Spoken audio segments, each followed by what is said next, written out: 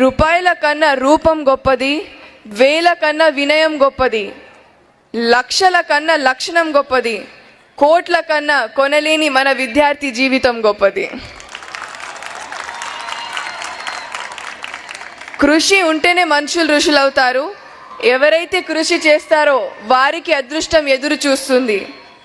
ఎందుకంటే స్వేచ్ఛ లేని జీవితం ఆత్మ లేని శరీరం లాంటిది.